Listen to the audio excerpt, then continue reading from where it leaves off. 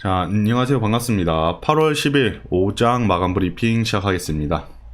오늘 일단 먼저 지수를 조금 보고 가면 지수는 코스피 같은 경우에는 마이너스 0.9%, 약 1% 정도 하락세가 나왔고 코스닥은 마이너스 1.6% 정도 급락세가 나왔는데 이런 것들은 결국 급락하는 것도 이제 이해가 되죠. 왜냐하면 계속 상승을 해왔으니까 이제 조금 쉬어가야죠. 하지만 이 쉬어가더라도 어디까지 쉬는지가 중요한 것 같고 내일 오늘 미국 발표를 함으로써 이 시장이 어떻게 이어지는지 약간 혼조세로 마감이 될 것 같기도 한데 이게 좀 어떻게 이어지는지 뭐 급등해주면 고맙고 뭐 급락해줘도 고맙죠. 그거는 급락해줘도 고마운 거고 그런 것들을 한번 참고를 해보셔야 되지 않나 그렇게 생각이 들고 오늘은 이제 뭐 대충 시장을 간략하게 짚고 넘어간다면 크게 시장을 주도했던 테마라고는 없습니다. 오전에 네옴시티 관련주로 이제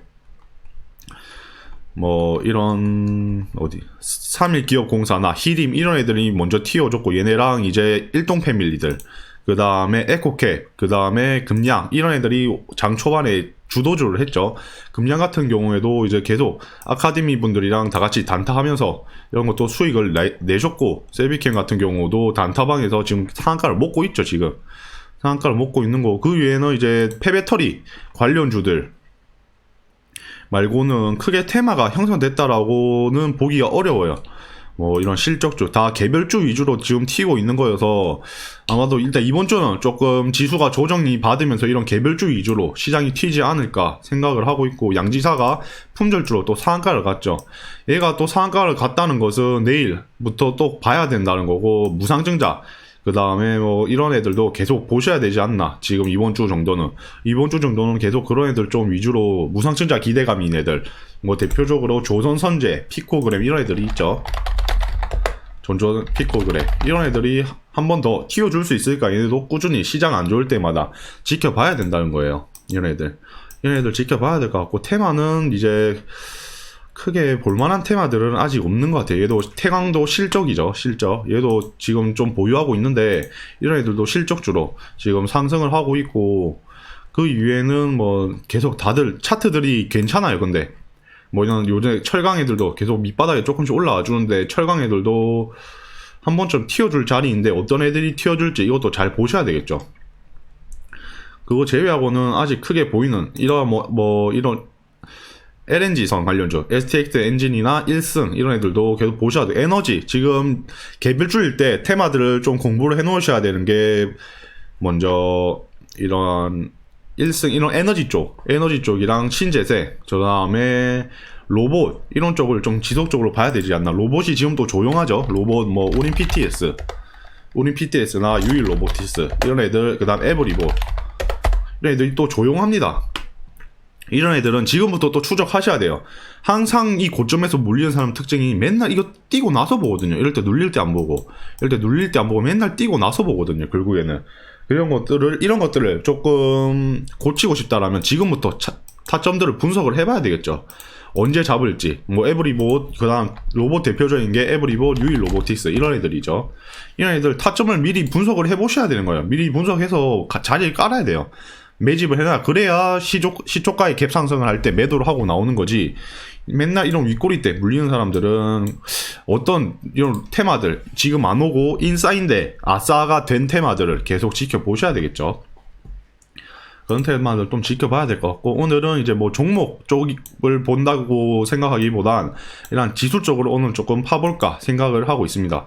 내일 결국에는 지수의 방향성 결정이 될 거예요. 이제 뭐 혼조세가 나가거나 아니면 상승 아니면 하락 이제 이렇게 세 개 중에 뭐든 하나가 나올 건데 지금 이제 인버스를 모으시는 분들이 간혹 계시더라고요. 그리고 지금 보유하고 계신 분들도 6월달 이때 하락장을 너무 세게 맞으셔서 이제 공포에 계속 공포감에 주식을 섣불리 매수를 못 하시는 분들도 많이 계시는 것 같습니다. 그러한 분들을 위해서 드리는 조언 정도로만 생각하시면 될 것 같고 일단 그냥 참고 정도로만 생각을 하시면 되겠죠. 일단 지수는 일단 2500 찍고 제가 계속 코스피 기준으로 지수를 계속 말씀을 드렸죠. 이때부터 상승할 때부터 계속 말씀을 드렸죠. 코스피는 일단 2500까지는 갈 것 같다. 그래서 2500 찍고 내려왔죠. 찍었는데 여기서 상승 추세를 가져야 되는데 미장이 지지부진한 모습이 보이면서 다시 저항대가 만들어졌습니다. 이 라인대가 다시 저항대가 강력하게 만들어졌는데 내일 오늘 발표에 따라서 지수가 밀릴 수도 있고 여기서 아니면 상승할 수도 있어요. 근데 오전에 말씀드렸듯이 근원 CPI가 상승을 하고 있어서 시장이 어떻게 반응할지는 도저히 예측이 불가해요. 호재가 하나 있고 악재가 하나 있다는 거예요. 그러니까 반반 쌤쌤인데 이 쌤쌤을 어떻게 이어나갈지 그거에 대해서 미리 예측을 하셔야 됩니다. 아시겠죠? 지금은 절대 아니에요. 왜냐하면 어떻게 흘러가는지 보고 거기에 맞춰서 예측을 해야 되기 때문에. 일단 내일 만약에 조금 제일 베스트인 거는 하락을 해야 되는 거예요. 내일 크게 한 2-3% 정도 그냥 한 이번 주 그냥 하락 좀 나와주면서 다시 조금 눌렸다가 상승하는 게 제일 베스트입니다. 아시겠죠? 이 상태로 계속 가는 거는 탄력이 없어요. 별로. 이전부터 계속 꾸준히 상승을 하고 있기 때문에 여기서 바로 또 다이렉트로 상승한다는 것은 너무 탄력이 없고 상승폭도 낮아질 거예요. 하지만 여기서 한번 털어먹는다면 지금 또 여기서 근데 개인들이 매집을 많이 안 했어요. 많이 안 했는데 신용도 많이 안 늘었고 근데 여기서 한번 좀 이까지 조금 빼준다면 이 공포감이 다시 생기면서 개인들의 투매 물량이 많이 나오지 않을까 그렇게 생각을 하고 있습니다. 그렇다는 것은 지금 포지션은 현금을 보유하면서 레버리지를 분할 매수할 포지션을 잡아야 되겠죠. 인버스가 아니라 지금 인버스 잡는 사람들은 무조건 죽을 거예요. 나중에 1개월, 2개월 뒤에 그 사람들 죽습니다. 그 사람 다 손절할 거예요. 지금은 절대 인버스보다는 이제 레버리지 쪽이 더 현명하지 않나. 왜냐하면 바닥을 확실히 다졌고 깊은 하락이 나왔기 때문에 하락의 폭이 깊으면 그만큼 상승의 폭도 크다는 겁니다. 이 상승의 폭이 크니까 이거를 꼭 확인을 하셔야 될 것 같고 옛말에 이런 말이죠. 이 골이 깊으면 산이 높다. 그냥 높은 산을 올라가려면 골이 깊을 수밖에 없다는 거예요. 이렇게 지금 골이 깊고 환율도 아직 그렇게 급등하고 있는 상황도 아니고 에너지 쪽 선물들도 그렇게 급등하고 있는 상황은 아닙니다. 그럼 겨울까지는 한번 조금 시장이 얌전할 것 같으니까 아마도 그때는 조금 상승을 해주고 그 이후에 떨어지지 않을까. 이 말은 제가 귀가 닳도록 계속 매일 하고 있죠. 매일 에너지 조금 계속 봐야 된다. 이번 8월달까지는 지수가 괜찮을 거다. 이런 것도 근데 빠져주면 인버스가 아닌 레버리지를 한번 매집을 계획을 잡는 게 낫지 않을까 이렇게 보고 있으니까 이 레버리지 인버스 쪽 잡으시는 분들은 참고 정도로만 활용하시면 될 것 같고 일단 전반적인 흐름은 코스피보단 코스닥이죠. 코스피 레버리지를 사는 것보다 코스닥 레버리지를 사는 게 더 현명합니다. 이런 것들도 830 찍고 또 눌려주면 이런 것들도 조금 이 정도 라인까지 한 800 라인까지만 한 판 20포인트 정도만 더 빠져주고 이번 주만 조금 조정 나온다면 다음 주까지 한 번 더 좀 괜찮은 다음 주부터 또 괜찮은 흐름이 나와주지 않을까 그렇게 보고 있으니까 지금 조금 현금을 보유해 놓고 레버리지를 매수를 하던가 아니면 인버스를 매수를 하던가 이러한 계획들을 짜놓는 게 이 수익 실현이 좀 더 현명하지 않을까 생각이 드네요. 지수는 근데 결국에는 좋아질 수밖에 없어요.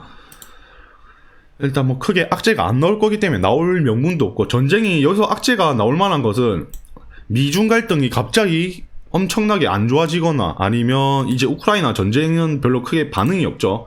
그거에 대해서 뭔가 갑자기 핵 이슈 이런 게 터지지 않는 이상은 지수는 계속 상승을 할 거예요. 왜냐하면 그 전부터 이미 이때부터 우크라이나 이슈가 계속 선반영을 맞았고 이제 둔화가 됐습니다. 이제 코로나처럼 얘네가 전쟁을 하고 있구나.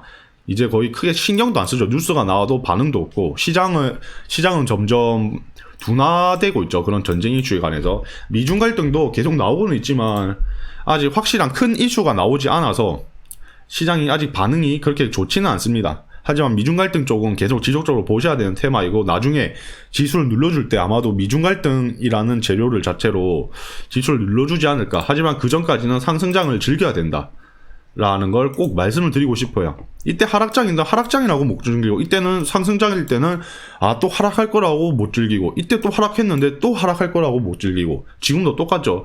하락했는데 하락할 때도 못 즐기고 지금 상승장이 되고 있는데도 못 즐기고 있다는 것은 주식에 방향성이 없다. 아직 내가 어떤 가치관을 가지고 어떤 기준을 가지고 주식을 해야 되는지에 대한 방향성이 없다라고 보여지겠죠. 왜냐? 둘 다 아무것도 매매를 못하니까.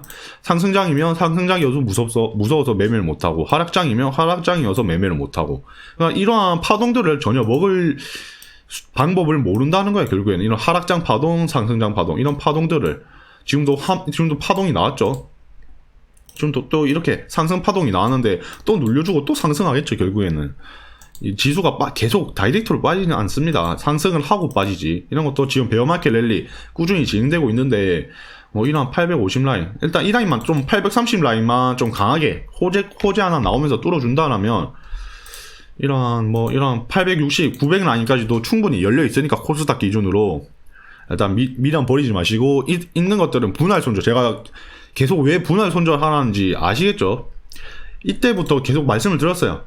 어떻게 손절해라? 분할 손절해라. 지금 저항 부근 이럴 때 1차 손절하고, 이럴 때 2차 손절하고, 3차, 4차, 5차 이렇게 분할 손절을 계획을 짜셔야 된다는 거예요. 이때 손절한 사람이랑 결국에는 10%에서 20% 이상 이미 돈을 잃지 않아도 될 걸 잃었다는 거예요.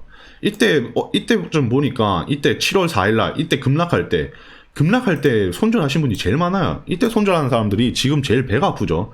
왜? 내가 산 거에 제일 저점이니까.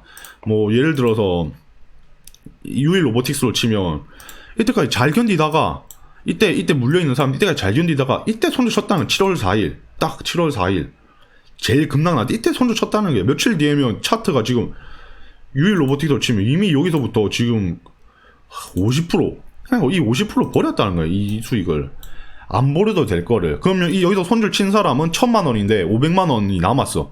500만 원을 가지고 다시 1000만 원을 만들려면 수익률 100%를 먹어야 되는데, 손절 안 하고 가만히 있었으면 본전이라는 거죠, 지금.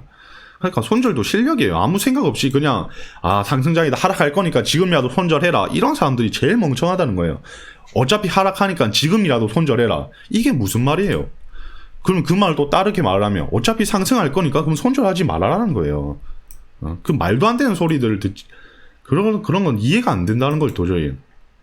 어차피 떨어질까 손절해라는 거, 그게 말이 안 되는 소리고, 어차피 떨어질 게 아니라 떨어지더라도 이때 추매를 하거나 아니면 시장이 지금까지 올라왔을 때 손절해야 된다는 거죠. 본전이나 최소한 이때라도 손절했으면 이 30% 구간을 지켰다는 거예요. 예수금에 이 종목에 1000만 원이 들어가 있으면 50%가 물려 있으면 거의 한 20% 정도는 그래도 챙겼다는 거예요. 20%. 투자금이 20%죠, 20%. 그거는 엄청나게 큰 거죠. 여기서 손절해가지고, 여기서 손절하는 사람들이 지금 포지션 잘 잡았을까요? 아무것도 못 잡고 있어, 지금 이 상승장에서. 아무것도 못 잡고 있어, 이때 손절하는 사람들. 왜냐? 이미 여기서 맞았거든. 이때 매수했다가, 이때 맞고, 그러기 상태에서, 지금 아무것도 못 하고 있어요. 그나마 해도 인버스를 하고 있겠죠, 레버리지보다. 왜? 이미 상승장일 때 맞았거든. 이런 코로나장 때 맞았잖아요. 세게 맞았잖아요. 그런 사람들. 이런 맨날 여기서 사고, 존버하고, 여기서 손절하고, 그 다음 존버하고, 여기서 손절하고, 또 여기서, 이제는 아무것도 못 하겠는 거예요. 아무것도. 개미들 심리가. 무서워가지고 아무것도 못 해요. 이러한 사람들은 투자 방식을 바꾸셔야 됩니다. 이런 사람들 상승장도 못하고, 하락장도 못하고, 결국 그런 사람이에요. 그걸 바꾸려면 결국에는 시장 거시경제를 계속 지속적으로 볼 줄 알아야 되고, 시장의 흐름을 보도록 노력을 하셔야 됩니다. 지금 같은 경우에는 악재가 뜰 이유가, 더 이상 뜰 악재가 없죠. 뭐 갑자기 급진적으로 나올 수는 있겠지만, 그걸 위해서는 그 악재를 막고 살기 위해서 리스크 관리를 하는 것이고, 지금은 불장을 즐길 때입니다. 지금 지수 빠질 때는 레버리지를 모아 가시는 게 더 현명한 게 아닌가. 이런 거 어차피 떨어질 때 매수하더라도 이제 1차 매수, 1차 매수. 제가 계속 그 현금 많으신 분들 말씀드렸죠. 이럴 때 1차 매수해라. 이런 거 저항 뚫었네. 이런 때 1차 매수해라. 이미 수익도가 나왔다는 거죠. 이미 이 수익도가 나왔는데, 여기서 이제 선택을 하는 거죠. 내일 결전의 날인데 다 손절하고 끝낼지, 익절 다 하고 끝낼지, 다음 타점을 노릴지, 이제 그렇게 선택을 하는 거예요. 이미 수익 구간이 나왔고, 이제 다음 내일이 결전의 날이고 다 알려주는데, 이제 거기서 베팅을 하는 건 각자의 몫이죠. 각자의 몫. 어차피 지수는 하락을 할 거지만, 지수는 어차피 하락을 할 거예요. 하지만 이 상승장이나 하락장을 둘 다 즐기면서 할 수밖에 없다라고 계속 꾸준히 말씀드리고 있는 이유가 있습니다. 아시겠죠? 꼭 이런 지수 매매 하실 때 꼭 참고하시고 시장을 리스크만 관리하면 됩니다. 이거 좀 하락할 때 이렇게 하락할 때 조금 눌려주면 레버리지 같은 애들 분할 매수 관점은 여전히 나오고요. 그 다음에 국장이 믿음이 안 간다 그러면 미장 QQQQ TQQQ 이런 애들 또 음봉 나오면 또 모아가야 되겠죠. 또 모아가야 되는 거예요. 왜냐? 사람들 다 인버스거든요. 사람들 다 곧버스 인버스에 베팅하고 있으니까. 아시겠죠? 그런 곧버스에 베팅하는 개미들이 많을수록 곧버스는 망할 확률이 많습니다. 항상 제가 말씀드린 게 있죠. 개미랑 반대로 시장을 바라봐야 된다. 이렇게 꼭 말씀을 드리고 싶고, 일단 오늘 시장은 하락장이지만 그래도 전반적으로 괜찮은 시장이 아닌가 그렇게 생각을 하고 있습니다. 오늘도 돈 많이 버시느라 고생들 많으셨고, 미리 내일장 시나리오 뭐 CPI 발표에 따라서 시장의 방향성에 따라서 어떻게 시장을 대응할지 한번 고민해 보시고 미리 준비를 하는 게 더 현명하게 더 좋은 판단력이 나오지 않을까 생각을 하고 있습니다. 일단 긴 시간 동안 시청해 주셔서 감사하고 내일 오전에 다시 뵙겠습니다. 감사합니다.